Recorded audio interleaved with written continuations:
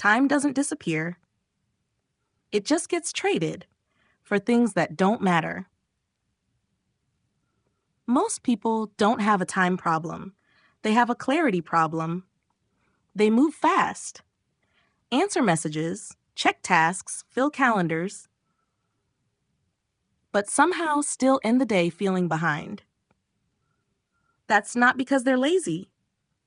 It's because their attention is divided, and their time follows wherever attention flows. We live in a world that praises busy more than it values effective. But busy is noise, and clarity is power. You don't need more hours in your day. You just need to learn how to work smarter and give your hours clear direction and better focus. Because time management isn't about control. It's about rhythm. A flow between focus and rest, action and reflection, effort and recovery. When your schedule moves with that rhythm, productivity stops feeling like pressure and starts feeling like presence. In this video, we'll explore 7 time management techniques that actually work, not because they force you to do more, but because they help you do what matters most. You'll learn how to build focus blocks that match your energy, recover your brain's attention through short breaks, set priorities that align with long-term clarity, and measure progress without burning out. These aren't hacks to chase productivity. They're methods to design time clarity. Because when you learn to manage time with awareness, you're not just getting more done, you're getting more from what you do. So before we start listing methods and tools, take a breath. Let go of the idea that time management is about control or speed. It's not about filling every minute, it's about freeing the right ones. And once you learn that, every technique becomes simple. And time finally starts working for you. Let's begin with the foundation. A method that turns your day into blocks of focus, not fragments of distraction, the time blocking technique. Habit 1, time blocking method.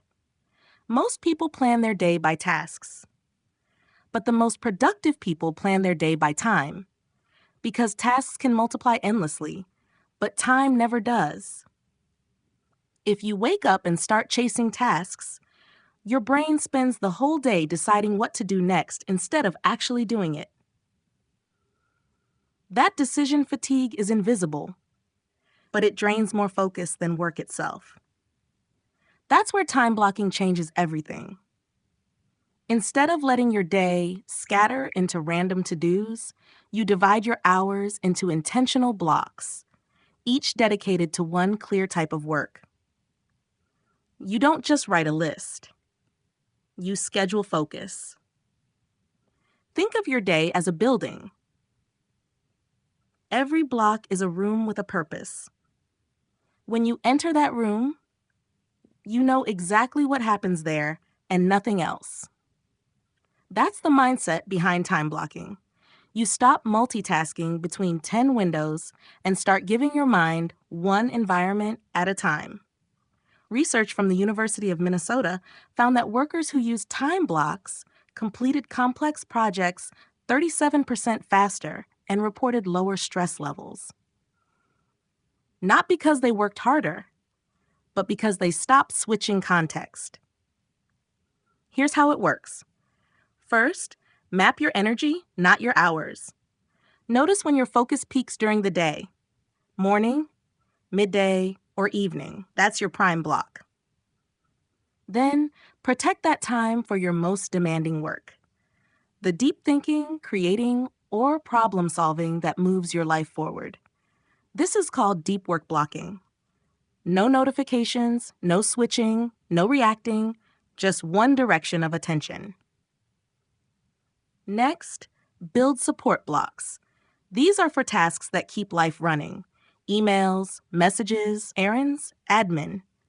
By grouping them, you confine chaos to its corner. and free the rest of your brain to do actual creative or strategic work.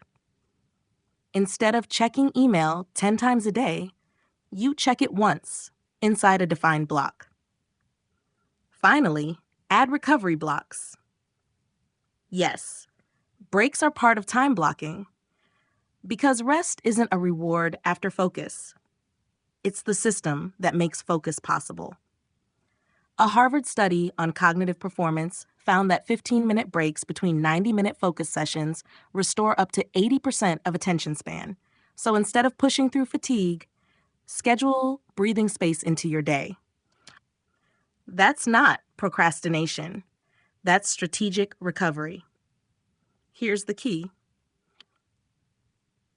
Time blocking only works if you treat your blocks like appointments, non-negotiable with yourself. That's all that. When you start a block, you enter that mental room and close the door. If distraction knocks, you remind yourself, this isn't the time for that. That small sentence is the language of discipline. Because structure doesn't limit you, it frees you from deciding every 5 minutes who you need to be.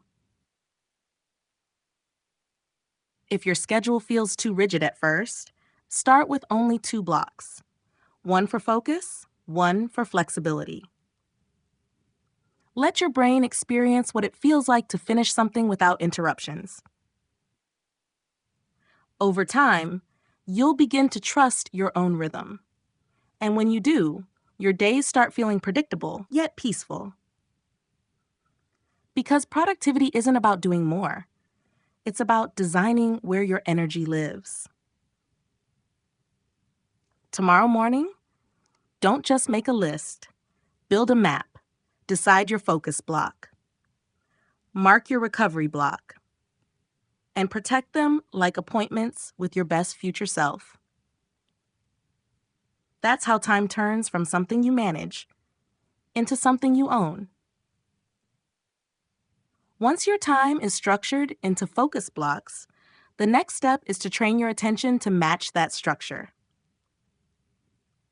And that's where the next technique comes in, the Pomodoro method. Habit 2, the Pomodoro technique, 25-5 focus rule. Focus isn't endless. It fades, just like physical energy. The brain can't sprint for hours, but it can run in powerful intervals. And that's the secret behind the Pomodoro technique. Developed in the late 1980s by Francesco Cirillo, this method is simple. Work for 25 minutes, then rest for 5. Every 4 rounds, take a longer break, around 15 to 30 minutes. That's it. No apps, no haps, no hacks. Just rhythm. So why does it work so well? Because your brain loves certainty. When it knows focus has an endpoint, it stops resisting the start. You've probably felt that quiet dread before work. That thought, I'll be stuck doing this for hours. Pomodoro breaks that illusion. It tells your mind, you only need to focus for 25 minutes. And that's short enough for your brain to say, all right, I can do that. This small psychological trick lowers the barrier to starting, which is often the hardest part of any task. But it's more than a timer. It's a focus training system for your attention span. Each 25-minute round is like 1 rep at the mental gym. You build stamina through repetition, not force. And just like exercise, your progress compounds quietly. Neuroscientists call this rhythm ultradian cycles, the brain's natural 90 to 120-minute pattern of energy, peaks, and dips. Pomodoro leverages that same rhythm on a micro scale. You align work and rest instead of fighting your biology. That's why it feels sustainable, because it's not productivity against fatigue, it's productivity in harmony with it. Here's how to apply it effectively. Step 1, choose one clear task. Multitasking kills the point. Step 2, set a timer for 25 minutes. put your phone away. No switching tabs. Tell yourself this block belongs to one goal only. Step 3. When the timer rings, stop. Even if you're in flow. Stopping on purpose builds mental discipline. Because mastery isn't just focus, it's knowing when to rest. Step 4. Rest for 5 minutes. Stand up, stretch. Look at something distant to relax your eyes. These short pauses reset dopamine levels, making it easier to refocus for the next round. After 4 Pomodoros, take a longer 15 to 30-minute break. That's your recovery block, where your brain consolidates learning. If 25 minutes feels too short, start with 40-10.6, or if you're new, try 25. The ratio doesn't matter, the rhythm does. The key is consistency. Once your brain trusts the pattern, you'll find it easier to dive deep and return refreshed. The Pomodoro technique also rewires how your brain handles distractions. When a new idea or urge pops up mid-session, write it on a later list. Your brain relaxes knowing the thought isn't lost, just postponed. That simple act restores focus and builds cognitive patience, a rare superpower in a distracted world. Over time, you'll start to crave those 25-minute sprints. Not because of the timer, but because of the clarity they bring. You'll begin associating deep work with satisfaction, not struggle. That's when Pomodoro stops being a tool and starts becoming a habit loop. Focus, rest, reward, repeat. The most productive people in the world don't manage time minute by minute. They manage focus by rhythm. That's the real gift of Pomodoro. It turns concentration into a skill you can train, not a mood you wait for. Tomorrow, before opening your inbox, set one 25-minute timer. Pick one task. Give it your full attention. When the bell rings, step away, breathe, smile. You've just built 25 minutes of real progress and trained your brain to value depth over distraction. Now that you've learned how to focus in short, powerful bursts, the next technique expands that idea. By adjusting the ratio between work and recovery to match your brain's natural cycles. It's called the 52-17 rule. Habit 3, the 52-17 rule, deep focus cycle. Most people think productivity is about working longer. But the most productive minds on Earth don't work more hours. They work smarter within them. Because focus isn't a fuel tank, it's a pulse. In 2014, researchers from the productivity app DeskTime analyzed over 5.5 million daily logs from thousands of top-performing employees. They discovered something surprising. The highest performers didn't work nonstop. They followed a natural rhythm, 52 minutes of deep focus followed by 17 minutes of deliberate rest. That's how the 52-17 rule was born. Here's the science behind it. The human brain can sustain high-intensity concentration for about 50 to 60 minutes before cognitive fatigue sets in.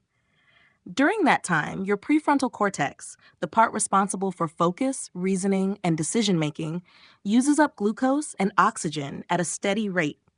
When it starts running low, your mind doesn't just get tired. It begins protecting itself by seeking stimulation elsewhere, checking your phone, wandering, or procrastinating. The solution isn't to push harder. It's to recover smarter. That's what the 52-17 rule teaches. Work deeply while your brain is alert. Then step away before it collapses. Think of it like waves. Each cycle builds, peaks, and rests. And if you respect that rhythm, you ride productivity instead of fighting it. Here's how to apply it. 1. Choose one deep focus task. Something that requires thought, creation, or problem solving. Turn off distractions, notifications, emails, tabs.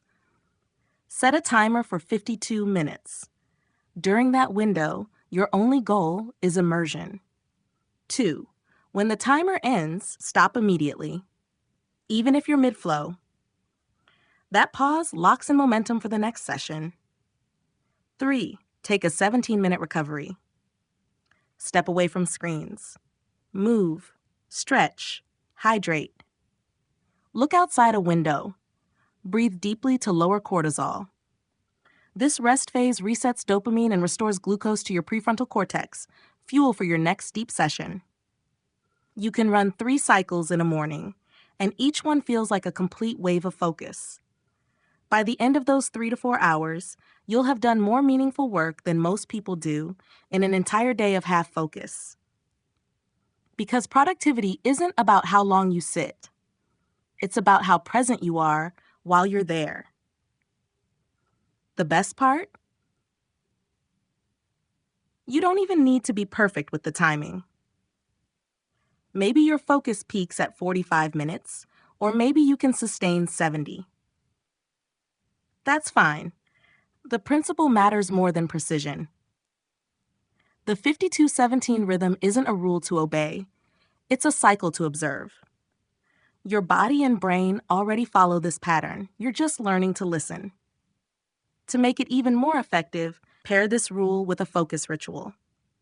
For example, before each 52-minute block, write down the one question you'll answer or the one outcome you'll finish. When you give the brain a clear target, dopamine releases in anticipation of completion, making the process itself rewarding. Then, when you pause at 52 minutes, you're not losing time, you're reinforcing success. Each break becomes a micro-reward loop that teaches your brain that discipline can feel good. If you tend to overwork, this technique protects your mind from burnout. If you tend to procrastinate, it gives your day structure without pressure. In both cases, it reminds you that focus is a partnership, not a punishment. Try this tomorrow. Pick a single project, something that matters to you. Work for 52 minutes, no distractions. Then, walk away. Let silence refill your focus. When you return, you'll feel sharper, not slower. That's not a coincidence. That's biology on your side. So stop chasing time and start cycling it. Because when you learn to ride your focus like a wave, you don't just get more done. You stay energized while doing it. Once you've mastered focus and recovery within each hour, the next step is learning how to decide which work deserves that focus. And that's where the Eisenhower Matrix helps you separate urgency from importance, so your time serves what truly matters. Habit 4, the Eisenhower Matrix. Prioritize what matters. We all have the same 24 hours, but not the same priorities. Some people spend their time reacting. Others spend it deciding. And that's the difference between being busy and being effective. Most people don't suffer from lack of time. They suffer from misplaced attention. We wake up and respond to messages, meetings, notifications, requests, all urgent, all loud, but rarely important. The result? Days feel full but empty, busy but directionless. In 1954, President Dwight D. Eisenhower shared a simple line that changed how we view productivity. He said, "What is important is seldom urgent, and what is urgent is seldom important." From that truth, the Eisenhower Matrix was born. Imagine your tasks divided into 4 boxes. Top left, important and urgent. These are crises, deadlines, or true emergencies. They demand action now. Top right, important but not urgent. These are long-term goals, relationships, health, learning, the things that build your future. They don't scream for attention, but they decide where your life goes. Bottom left, not important but urgent.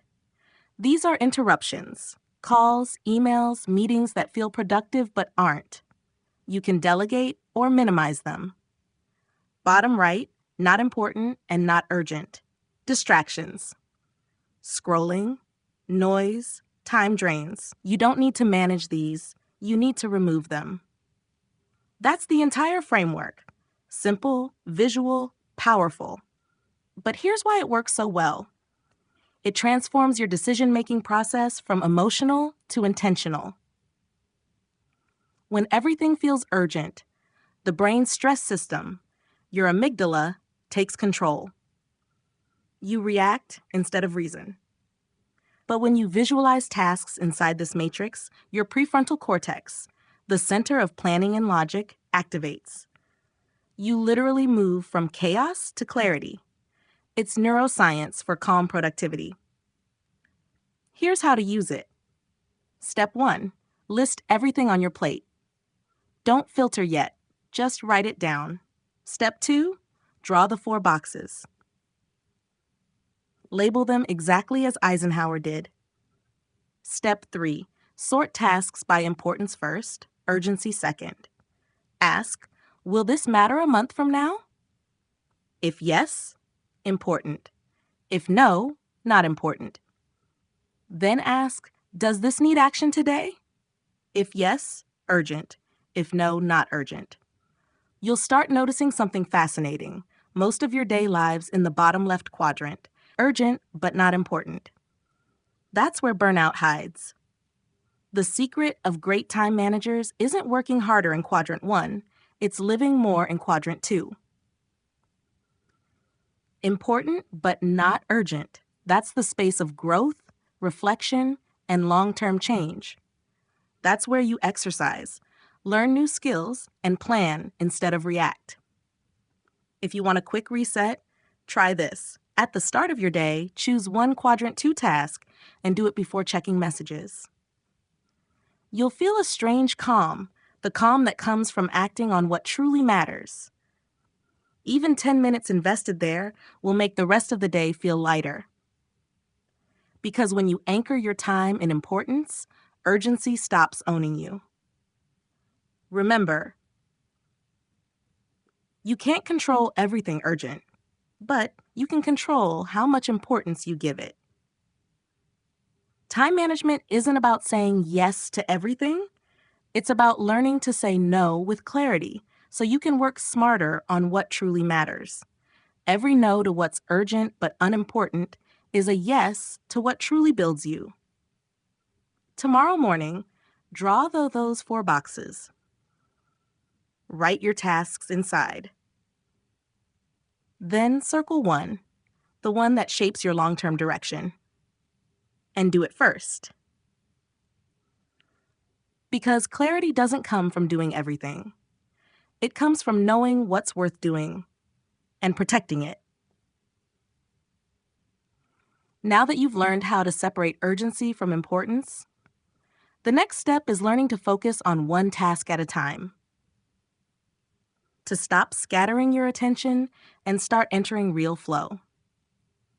That's what the single tasking technique is all about.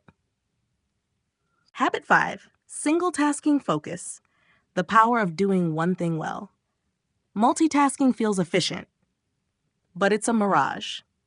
Every time you switch tasks, your brain pays a hidden tax called context switching cost. Emails to messages, spreadsheets to calls, ideas to interruptions.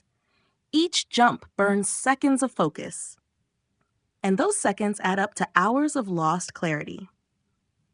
Neuroscience shows that after a single distraction, it takes the average mind 23 minutes and 15 seconds to fully return to its previous depth of focus. So if you check your phone 3 times in an hour, you never truly focus at all. That's why busy days feel so unproductive.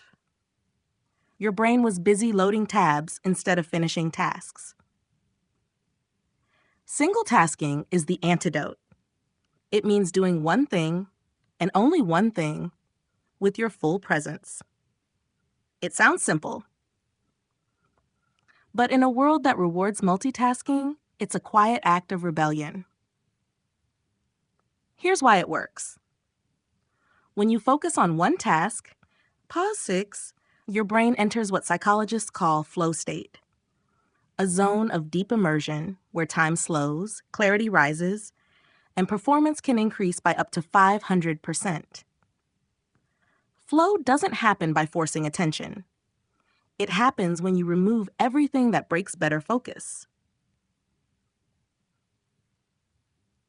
Every notification, every mental tab you leave open keeps your brain half awake. Never fully here, never fully there. Here's how to practice single tasking in real life. Step 1. Choose the right task. Pick something worth your best attention: writing, solving, learning, creating. Step 2. Clear the field. Silence notifications. Close all tabs except the one you're using. If you can, put your phone in another room. Step 3. Set a time container. You can pair this with Pomodoro or time blocking. Tell your brain, for the next 25 minutes, this is my world. Step 4. Stay present through discomfort. In the first minutes, you'll feel restless. That's your dopamine system craving switches. Breathe. Stay. After a few rounds, your brain will relearn what deep focus feels like. If you get distracted, don't judge it. Log it. Keep a paper near you called parking lot. Every time a new idea or urge appears, write it there. That simple habit tells your brain, I heard you, but not now. And your focus returns without guilt. Over time, single tasking rewires the brain. The prefrontal cortex, your decision center, strengthens connections to the default mode network that manages attention. Result: less impulse, more presence. You start noticing details you used to miss. You finish work faster because you do it once, not 3 times. And you end the day with mental energy left, not a brain scattered across unfinished tabs. To make it a habit, schedule a single task hour each day. 1 hour for one thing that moves your life forward. No switching, no multitasking. Treat it like training, not restriction. You're building mental muscle, not chasing perfection. When you live this way, something beautiful happens. Time slows down. Moments stretch. You actually feel present in your own work again. You realize that the goal was never to do everything. It was to do what matters well. Tomorrow, pick one thing. Write it on paper. Then do it until it's done. No switches, no tabs, no multitasking. When you finish, pause for 10 seconds and breathe. That's the sound of clarity, and it belongs to you now. Once you've learned to do one thing well, you can apply that clarity to the smallest moments of your day. Because sometimes the fastest way to save time is to act immediately, not later. That's the power of the 2-minute rule. Habit 6, the 2-minute rule, small actions that break procrastination. Procrastination doesn't start with laziness. It starts with overwhelm. The moment your brain sees a big task, it predicts effort, uncertainty, and pain. So it looks for escape. That's why you can feel exhausted without doing anything at all. But here's the thing. Your brain doesn't hate work. It hates starting work. And that's exactly what the 2-minute rule fixes. This rule, popularized by productivity expert David Allen, is simple. If a task takes less than 2 minutes, do it immediately. That's the first half of the rule. The second half goes deeper. If a task seems too big, shrink it down until it can be started in 2 minutes. You're not tricking time, you're tricking resistance. Because once you start, momentum takes over. Here's the science behind it.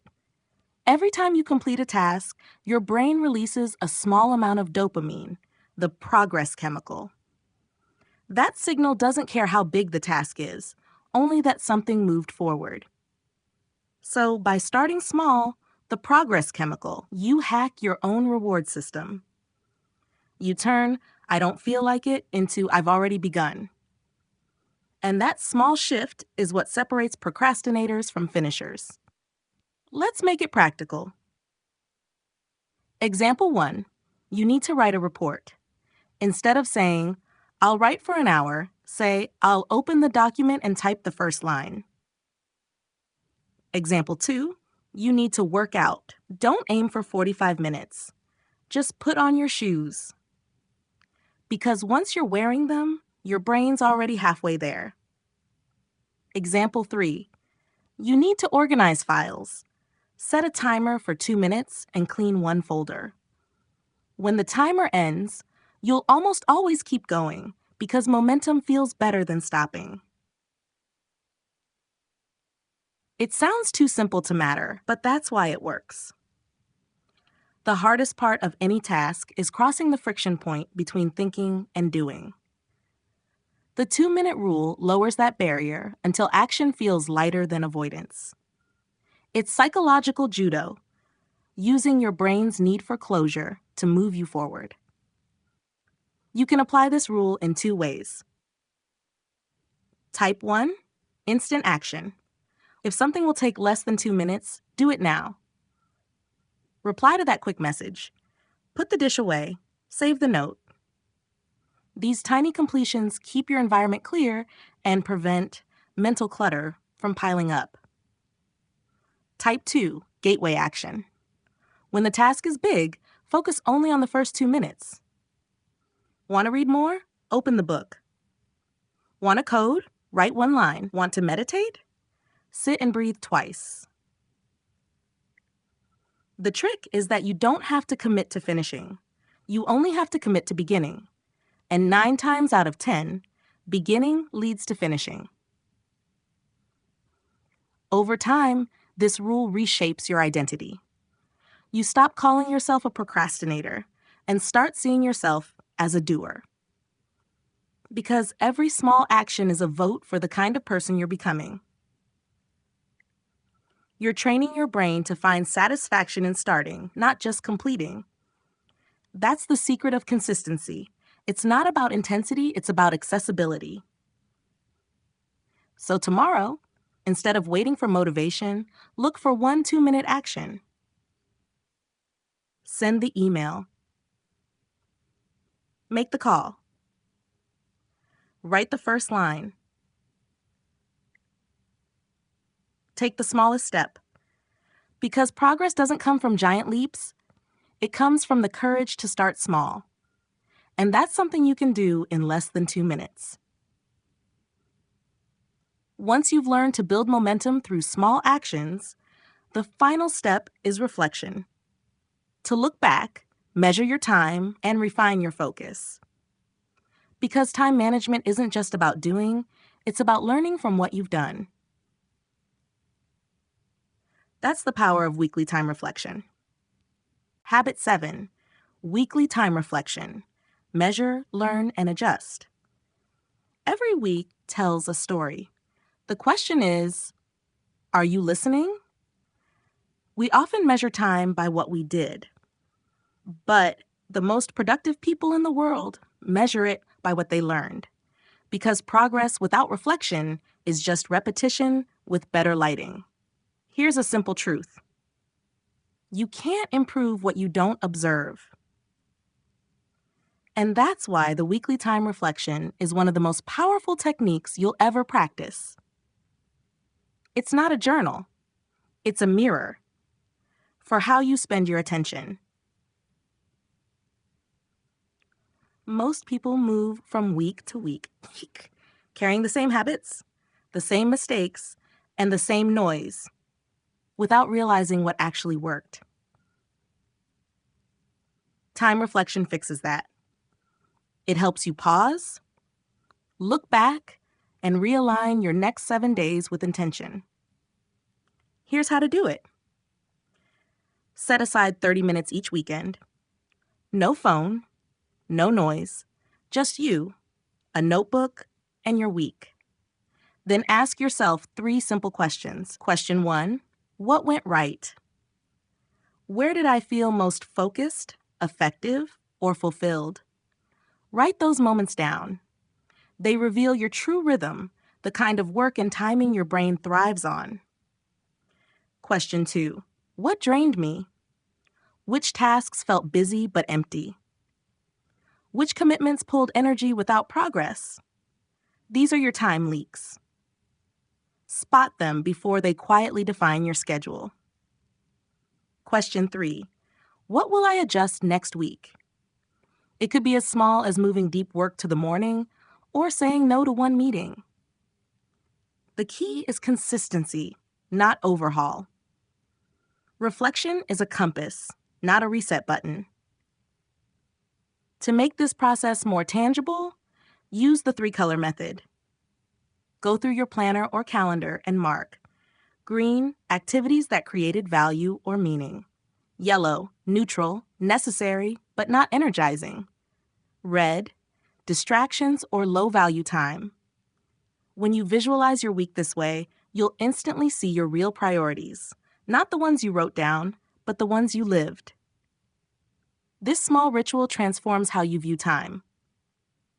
Suddenly, your week stops feeling like a blur. You begin to notice patterns, your energy peaks, your focus blocks, and the hidden moments that make or break your day. That awareness turns time management into self-knowledge. A reflection habit also reduces guilt. Instead of ending the week thinking, I didn't do enough, you start asking, what did I learn about how I work best? That shift turns self-criticism into self-improvement. Because the goal isn't to use every hour perfectly, it's to understand which hours are truly yours. If you want to take this deeper, try ending each reflection with 2 short lines. This week, I'm proud of. And next week, I'll focus on. These 2 sentences close one loop and open another. You'll be amazed how calm you feel when your week doesn't just end, it concludes. Over time, this simple practice rewires your brain for clarity. Reflection strengthens the connection between the prefrontal cortex, your planning center, and your limbic system, which controls emotion and motivation. That means less reactivity, more awareness. You respond to life instead of rushing through it. So this weekend, before planning your next tasks, take 30 minutes to listen to your time. Ask what it's been teaching you. Because clarity doesn't come from working more. It comes from understanding what your work is doing for you. When you learn to measure not just effort, but alignment, your weeks stop repeating and start evolving. Now that you've learned how to manage time across focus, action, and reflection, you'll realize something simple yet profound. Time management was never about the clock. It was about clarity. And when you master clarity, time starts working for you, not against you. Time doesn't ask for perfection. It asks for presence. You can't control every hour, but you can choose how you arrive in it. Because time management isn't really about time. It's about attention and clarity. Over these 7 techniques, you've learned how to give that attention structure, how to focus deeply, act effectively, and work smarter with calm precision. From focus sprints to mindful breaks, from small actions to weekly reviews, you've built more than just productivity. You've built awareness. And awareness changes everything. Because when you understand where your time goes, you understand where your life goes. Each block of focus, each 2-minute action, each quiet reflection, they all tell your brain the same message: my time matters. And when your time matters, your work becomes meaningful again. So maybe real productivity was never about doing more. Maybe it's about doing what aligns and letting go of the rest. Every yes shapes your future. Every no protects it. Take a moment now. Breathe in. Think of one thing, just one, that truly deserves your attention this week. Block it. Honor it. And give it your full self. That's how time expands. Not by stretching hours, but by deepening moments.